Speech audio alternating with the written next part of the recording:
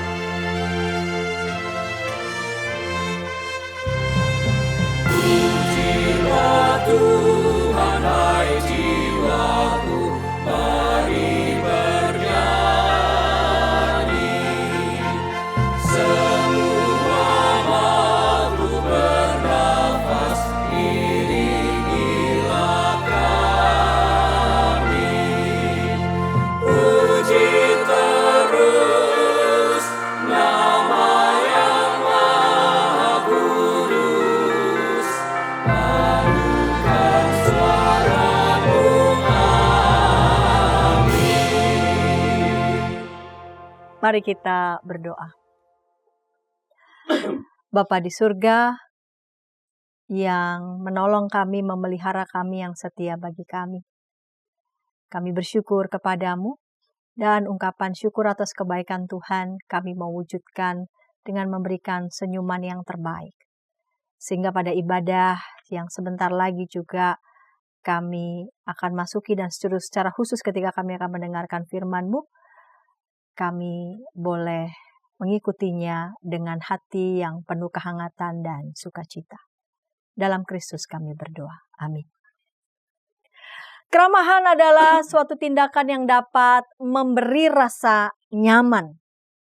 Namun tidak jarang keramahan atau keramatamahan di zaman ini tergerus oleh berbagai sekat. Keramatamahan baru terjadi jika di antara satu dengan yang lain itu ada terjalin kepentingan, saling menguntungkan. Jika tidak ada kepentingan yang saling menguntungkan, kita merasa ogah menunjukkan keramatamahan, toh juga nggak memberi keuntungan apa-apa. Tidak mendapatkan balasan yang setimpal. Tuhan kita Yesus Kristus justru menunjukkan hal yang sebaliknya. Firman Tuhan dalam Lukas 14 ayat 14 menyatakan, "Dan engkau akan berbahagia karena mereka tidak mempunyai apa-apa untuk membalasnya kepadamu, sebab engkau akan mendapat balasnya pada hari kebangkitan orang-orang benar." Mari kita bernyanyi, kita menyambut pemberitaan firman Tuhan dengan menyanyi Mazmur 81.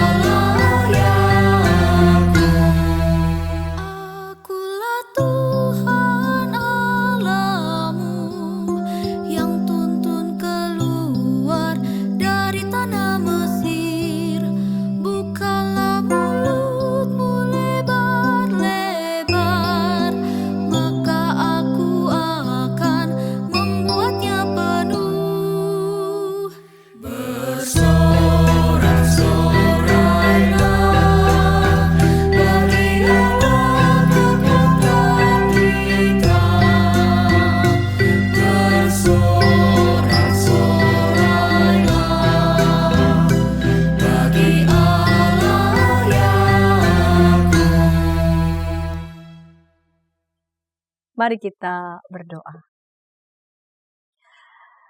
Kami ingin sungguh merenungkan firman-Mu, membaca bagian dari Alkitab.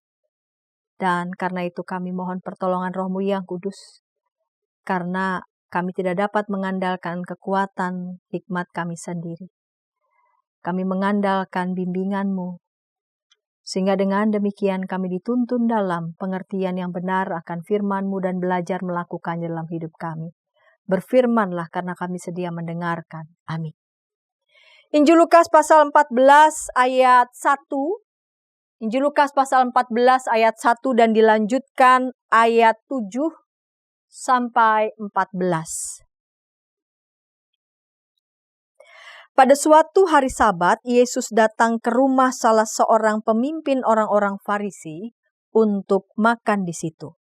Semua orang mengamat-amati dia dengan saksama. Karena Yesus melihat bagaimana para undangan memilih tempat-tempat kehormatan, ia menyampaikan perumpamaan ini kepada mereka. Kalau engkau diundang seseorang ke pesta perkawinan, janganlah duduk di tempat kehormatan. Mungkin seseorang yang lebih terhormat daripada engkau telah diundangnya. Lalu orang yang mengundang kau dan dia itu datang dan berkata kepadamu, berilah tempat ini kepada orang itu. Engkau pun dengan malu harus pergi duduk di tempat yang paling rendah. Tetapi apabila engkau diundang, pergilah duduk di tempat yang paling rendah. Sehingga apabila tuan rumah datang, ia akan berkata kepadamu, sahabat, silakan duduk di tempat yang lebih terhormat. Dengan demikian kau akan menerima hormat di depan semua mata orang yang makan bersamamu. Sebab siapa yang meninggikan diri akan direndahkan, dan siapa yang merendahkan diri akan ditinggikan. Yesus berkata juga kepada orang yang mengundang dia, apabila engkau mengadakan perjamuan siang atau perjamuan malam, janganlah engkau mengundang sahabat-sahabatmu atau saudara-saudaramu atau kaum keluargamu atau tetangga-tetanggamu yang kaya, sehingga mereka tidak membalasnya dengan mengundang engkau lagi dan dengan demikian engkau mendapat balasannya. Tetapi apabila engkau mengadakan perjamuan, undanglah orang-orang miskin, orang-orang cacat, orang-orang lumpuh dan orang-orang buta. Engkau akan berbahagia karena mereka tidak mempunyai apa-apa untuk membalasnya kepadamu. Sebab engkau akan mendapat balasannya pada hari kebangkitan orang-orang benar. Flexing, istilah populer saat-saat ini, berasal dari kata flex. Flex itu bisa diartikan membengkokkan. Salah satu apa yang dibengkokkan? Otot. Membengkokkan otot sedemikian, menunjukkan kemampuan, kekuatan ototnya.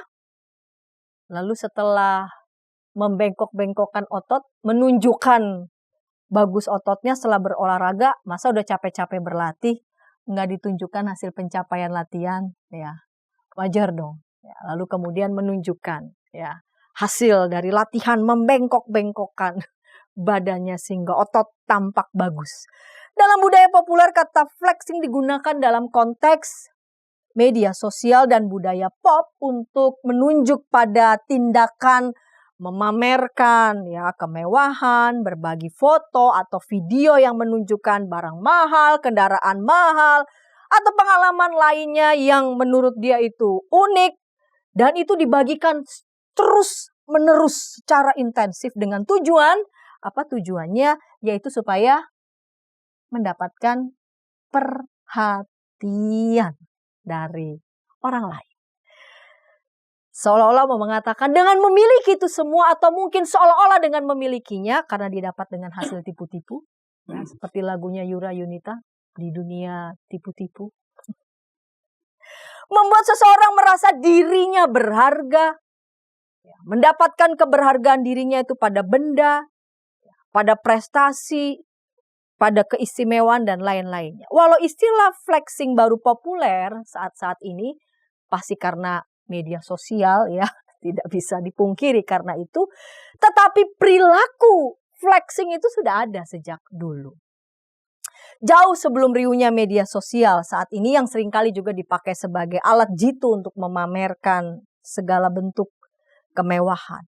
Dalam Alkitab, perilaku menonjolkan diri, memegahkan apa yang dimiliki, kerap Yesus soroti dan kritisi. Salah satunya pada bacaan Injil pada malam ini. Konteks bacaan Injil pada hari ini mengenai undangan jamuan makan atau hospitalitas dari salah seorang pemimpin orang-orang Farisi kepada Yesus untuk makan bersama. Wah, ini undangan makan bersama pun pada saat itu adalah sebuah peristiwa sosial ya. Jadi undangan makan tuh nggak sekedar ayo makan cicipin gitu, enggak. Tetapi ini salah satu peristiwa sosial. Yang mengundangnya adalah salah seorang pemimpin termuka, salah seorang pemimpin orang-orang Farisi. Karena menjadi salah satu peristiwa sosial, maka penting siapa yang diundang untuk makan. Siapa yang diundang untuk makan bersama adalah orang-orang yang diposisikan berarti sama, sejajar. Dan tampaknya kalau Yesus diundang oleh salah seorang pemimpin orang-orang Farisi ini, berarti tampaknya Yesus diperhitungkan posisinya dalam undangan itu. Walau di ayat selanjutnya kita membaca Banyak orang yang juga diundang pada saat itu mengamat-amati Yesus dengan saksama. Yesus diundang tapi juga sekaligus diamat-amati. Kenapa? Ya, karena makan bersama itu terjadi pada hari Sabat. Episode yang lalu Pendeta Arlianus Larosa sudah menjelaskan panjang lebar ya tentang makna pada hari Sabat. Mereka memperhatikan kira-kira apa yang dilakukan Yesus pada hari Sabat itu selain dari makan. Tapi kita tidak sedang membaca ayat selanjutnya 3, 4 dan sebagainya dan seterusnya, yang karena kita fokus lihat adalah pada ayat 7 dan seterusnya. Pada ayat 7 dicatat Yesus melihat para undangan memiliki tempat kehormatan. Untuk apa? Dengan menempati tempat duduk tertentu tentu saja akan dianggap menjadi bagian dari kelompok mereka yang terhormat. Tindakan berusaha duduk di tempat terhormat karena ketika mereka bisa duduk di tempat itu, maka mereka dapat dianggap menjadi bagian dari kalangan terhormat, bagian dekat dari kerabat pengundang. Yang pada saat itu dikritik oleh Yesus. Yesus mengatakan kalau engkau diundang seseorang ke pesta perkawinan, janganlah duduk di tempat kehormatan. Mungkin seorang yang lebih terhormat daripada engkau telah diundangnya. Karena itu engkau dengan malu harus pergi duduk di tempat yang paling rendah. Tetapi Yesus mengatakan ketika seorang diundang dalam jamuan makan terhormat, tempatkan dirimu di posisi yang paling rendah, sehingga apabila tuan rumah datang, ia akan berkata, sahabat silakan duduk di tempat yang lebih terhormat. Yang dikatakan Yesus ini bukan soal saran praktis bagaimana agar berperilaku seolah-olah tidak menonjolkan diri. Ya. Atau misalkan dalam konteks misalkan duduk di kebaktian minggu gereja. Biasanya yang datang lebih dulu malah duduknya bukan di depan tetapi di belakang. Ya, kalau dia duduk di depan ada kemungkinan dia datang terlambat karena posisi di belakang sudah terisi penuh sama yang datang lebih awal. Selanjutnya Yesus menunjukkan tentang kebiasaan melis siapa saja yang akan diundang dalam jamuan tersebut. Jamuan makan atau jamuan lainnya adalah karena sebuah peristiwa sosial, maka biasanya ada kebiasaan mengundang kalangan tertentu, entah itu berkaitan ya dengan status sosial, dan ketika mengundang orang-orang tersebut ada kemungkinan ya karena masuk dalam list tersebut, maka mungkin saja bahwa nanti kapan waktu kita akan diundang juga olehnya. Kira-kira kita satu circle lah gitu ya. Jadi kalau udah masuk dalam undangan berarti dianggap kira-kira kita ini satu circle. Sangat kecil kemungkinan mengundang orang-orang yang memiliki strata sosial yang tidak sejajar. Dan sangat kecil kemungkinan akan membalas setimpal dengan yang kita harapkan. Kita merasa dengan mengundang mereka, ya kita juga tidak akan mendapatkan balasan yang setimpal. Apa yang Yesus katakan bukan hendak mau mengatakan bahwa mereka yang disebut Yesus itu yang miskin, yang lumpuh, yang buta, ya orang-orang disabilitas, bukan berarti Yesus mau mengatakan bahwa mereka tidak berdaya. Melainkan mereka sering kali dibuat menjadi tidak berdaya oleh struktur masyarakat kebanyakan. Bagaimana kita memandang mereka yang miskin, yang disabilitas sebagai yang tidak diperhitungkan, kemudian mendapatkan tindakan yang diskriminatif. Kita tidak memandang mereka juga sebagai gambar dan rupa Allah. Dalam program Warteg RI, Pendeta Linda Mismanto membahas tentang ini ya. Apakah mereka yang disabilitas juga sebagai imago Dei, sebagai gambar dan rupa Allah. Kita telah memakai standar dunia, bukan memakai standar Allah.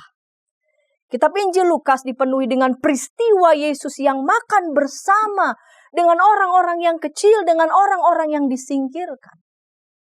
Dan ketika Yesus melakukan itu, bersungut-sungutlah orang-orang Farisi dan ahli-ahli Taurat, katanya. Orang ini menerima orang-orang berdosa dan makan bersama mereka. Dengan Yesus makan bersama mereka, dengan mengingat budaya pada zaman itu, peristiwa makan, peristiwa mengundang makan juga menjadi peristiwa sosial, mengatakan Yesus sedang menempatkan diri mereka setara dengan mereka yang dianggap orang kecil, yang dianggap berdosa. Dengan berlomba-lomba ingin memamerkan apa yang kita miliki sehingga mendapat perhatian dan pengakuan dari orang lain, justru telah membuat kita menempatkan nilai diri kita menjadi sama dengan atribut-atribut yang kosong itu, dan pada saat yang sama membuat kita mengabaikan mereka, mengabaikan sesama, terlebih lagi mengabaikan mereka yang dimarginalkan. Bahkan bisa saja dengan tindakan itu kita menjadi penindas terhadap orang lain. Ibrani pasal 13 ayat 1 dan juga ayat 16 menuliskan demikian. Peliharalah kasih persaudaraan. Itu Ibrani 13 ayat 1. Di ayat 16-nya, janganlah lalai untuk berbuat baik dan memberi bantuan. Sebab kurban-kurban yang demikianlah yang berkenan kepada Allah. Tindakan berbuat baik dan memberi bantuan dipandang sama dengan kurban bakaran dalam ritual ibadah. Artinya tindakan berbuat baik dan memberi bantuan dipandang sama, dinilai setara dengan tindakan ritual ibadah. Memakai standar Allah yaitu belas kasih pada sesama dengan memandang siapapun sebagai sesama yang setara. Akan menuntun kita pada tindakan berbuat baik, bukan untuk mendapatkan balasan setimpal dari mereka, melainkan sebagai semangat untuk berbagi kehidupan. Belas kasihan Allah lah yang melandasi kita untuk tetap setia, bahkan juga berbelas kasih, memberi bantuan bagi orang lain. Amin.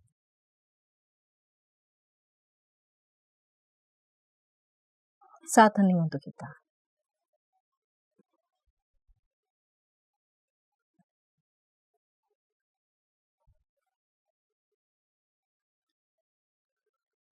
Bila ada di antara anggota keluarga Allah yang ingin didoakan, sila menghubungi kami di nomor 0812 8188 9191. Tim doa kami akan mendoakan saudara. Mari kita berdoa.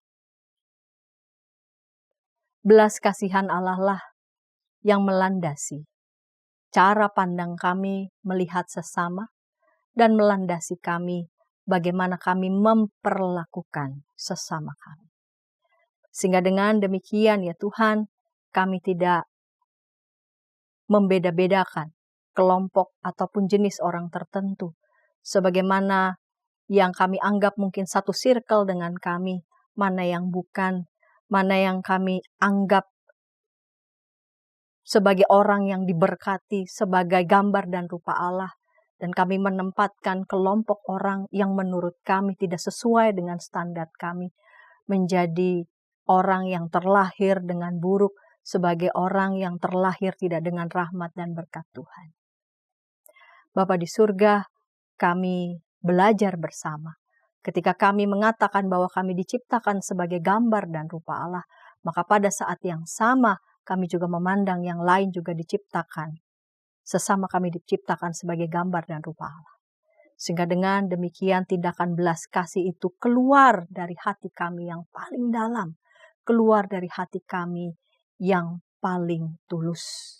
Dan dengan demikian kami melakukannya bukan karena atau demi supaya kami mendapatkan balasan yang sama, melainkan belas kasihan itu kami lakukan atas dasar kami lebih dulu sudah dikasihi oleh Tuhan, dan kami mau terus menyalurkan berbagi kehidupan satu dengan yang lainnya. Terima kasih ya Bapa, alangkah berbahagianya ketika kami sebagai anak-anak-Mu, ketika sebagai gereja-Mu, kami boleh belajar untuk memandang siapapun juga seturut dengan cara pandang standar Tuhan. Mampukanlah kami untuk melakukannya. Terima kasih ya Bapa, dalam Kristus kami berdoa. Amin. Sikap Yesus yang menjamu dan bercengkerama dengan orang yang tersisihkan oleh struktur sosial dan masyarakat telah menginspirasi kita untuk meneladaninya. Kita diundang untuk meneladani kasih Allah kepada semua orang, menghadirkan kasih dengan menunjukkan kepedulian kita terhadap kaum yang dimarginalkan di jalan hidup yang lebar sempit.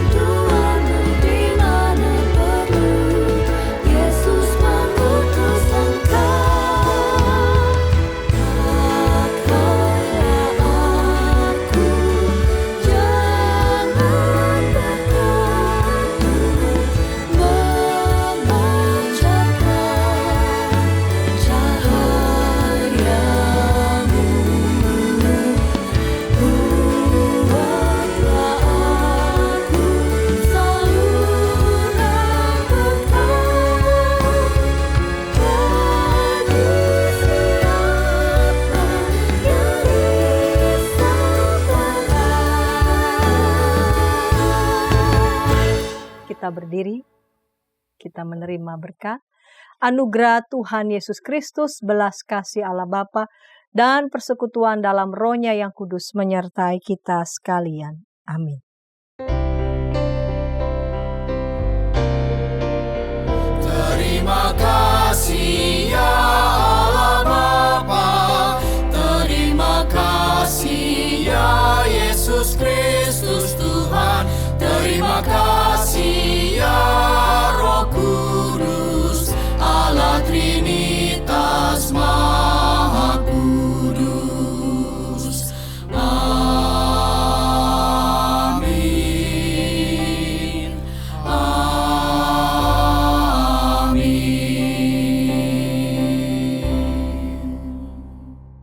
Dipersilakan duduk saat hening.